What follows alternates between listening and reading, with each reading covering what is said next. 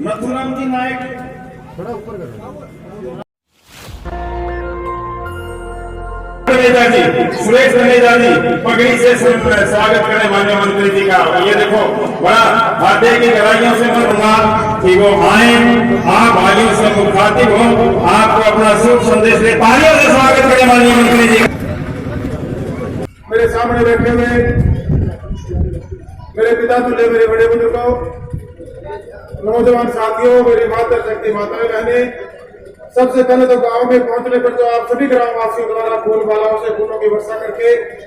सर्व समाज का मान सम्मान पगड़ी पहनाकर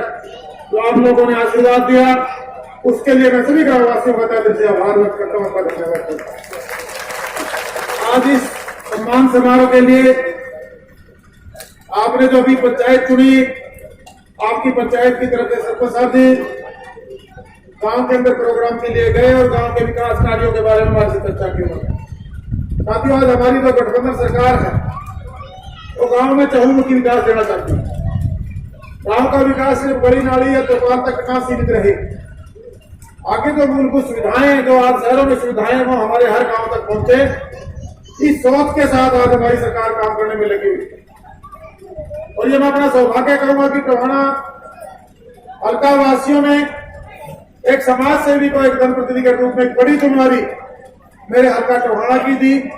और सरकार में हमारे पार्टी के डिप्टी सीएम दुष्यंत जी ने, और जो आज हमारे प्रदेश के मुखिया माननीय मनोहर लाल जी ने अपनी कैबिनेट में बतौर कैबिनेट मंत्री विकास और पंचायत डिपार्टमेंट, जिसमें 70% आबादी आज हरियाणा प्रदेश के हमारे गांव देहात में बसती है,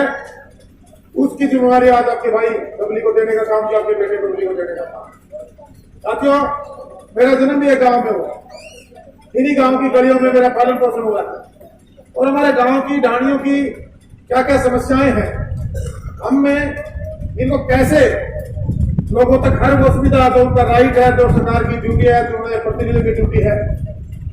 उसकी तरफ हमने कदम बढ़ाए। आज मैं आपका सहयोग भी मांगने आया, और जो हमारी चुनी हुई पंचायती राज की जितनी भी संस्थाएं हैं, चाहे हमारी पंचायतें बनी, पंच सरपंच साहिबान, समितियों में ब्लॉक समिति मेंबर, उनके वाइस चेयरमैन, चेयरमैन, जिला परिषद के मेंबर, उनके चेयरमैन, वाइस चेयरमैन बनाए गए, और जो हमारे कर्मचारी अधिकारी हैं,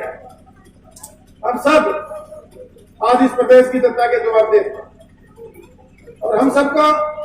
मिलकर इस प्रदेश को आगे बढ़ाना है। लेकिन उसके अंदर आम आदमी की भूमिका भी अहम रोल अदा करती है। आज ये गांव आपका, हमारा गांव, इस गांव के अंदर अगर आम नागरिक भी अपना एक दिन महीने में अपने गांव की रख रखाव के लिए, सफाई के लिए, पानी बचाव के लिए, या गांव के अंदर पौधारोपण करने के लिए अगर हम एक दिन 365 दिन में सिर्फ अपने 12 दिन का रिक्वेस्ट करना चाहते हैं,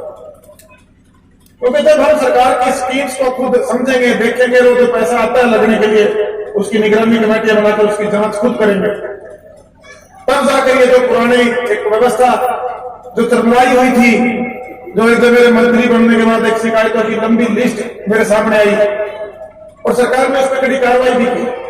और आज में अगर कोई कोताही किसी भी अधिकारी कर्मचारी के द्वारा, किसी अन्य आदमी के द्वारा की जाती है, तो सरकार उसमें कोई कोताही नहीं बरतती। जब हम सरकार में बतौर मंत्री मुझे जिम्मेवारी दी गई, तो बहुत से उस टाइम पंचायतें नहीं थी, क्योंकि पहले कोविड आया, सरकार बढ़ने के बाद जिस गति से हम प्रदेश में कार्य करना चाहती, सरकार वो गति नहीं दे पाए।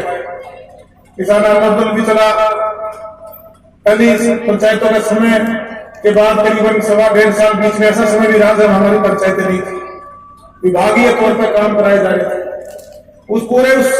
क्रम में जो पैसे डेवलपमेंट के लिए, जो बजट हरियाणा सरकार के द्वारा ग्रामीण अंचल में डेवलपमेंट के लिए दिया गया था, उसका हम 40% बजट भी नहीं खर्च कर पाए। आज सरकार के पास पैसे की कमी नहीं है। अभी पिछले दिनों भी आपने देखा होगा कि जो पिछला बजट सेशन था, उस दौरान भी 1100 करोड़ रुपए पीआरआई के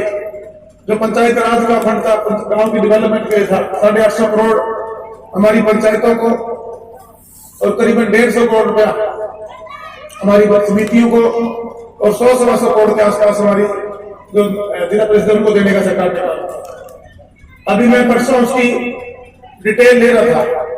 पूछे कि हमारे जो चुने प्रतिनिधि सरपंच साथी थे, जो एक ये जो सरकार ने व्यवस्था परिवर्तन किया, वो कहीं न कहीं उनको महसूस हो रहा था कि शायद ये हमारे विकास कार्य में कहीं न कहीं बाधा का काम करेगा। लेकिन सरकार ने उनके जो भी सुझाव आए, जब मंत्री बनने के बाद, पंचायतें बनने के बाद मैं हर जिलावार संवाद प्रोग्राम में आया और जितने सुझाव हमारी पंचायत के द्वारा, सरपंचों के द्वारा दिए गए, हमने उनको अमेंडमेंट करने का काम किया। आज ये लड़ाई हमने अपने लिए नहीं लड़नी, ये लड़ाई हमारे गांव के विकास की, काम गुणवत्ता से उसकी जवाबदेही के लिए। और जो टेंडर प्रणाली से काम होंगे, इसमें जो हमारे चुने प्रतिनिधि हैं, काम में पारदर्शिता भी आएगी और जो हमारे गांव का आम नागरिक, उसके सामने एक किस्म से साफ सुथरा हिसाब किताब सरकार भी उसको रखने का काम करेगी और जो हमारी चुनी पंचायतें, सरपंच साहब भी उसको रखने का काम करेंगे। साथियों, एक आंदोलन इन्होंने भी खड़ा किया, धरने प्रदर्शन भी किए, सरकार के साथ मीटिंगें हुई, हमने उसको शॉर्ट आउट करने का काम किया। और लगभग मैं कह सकता हूँ कि 90% पंचायतें अब अपने काम में कोई का दुख का पंचायत घूम रहे हैं। वो किस सोच से घूम रहे हैं मुझे तो तक समझ में नहीं आया। जो मांगे उन्होंने मांगी थी, अपना मानदेय बढ़ाने की बात थी, सरकार ने बढ़ा के दिया। टेंडर प्रणाली में जो समय 21 दिन का था, हमने वो 7 दिन में करके देने का काम किया। आपने जो ग्रामीण आंचल का जो विकास किया है, चाहे वो गांव के अंदर सफाई की बात है, चाहे गांव के अंदर लाइब्रेरी, क्योंकि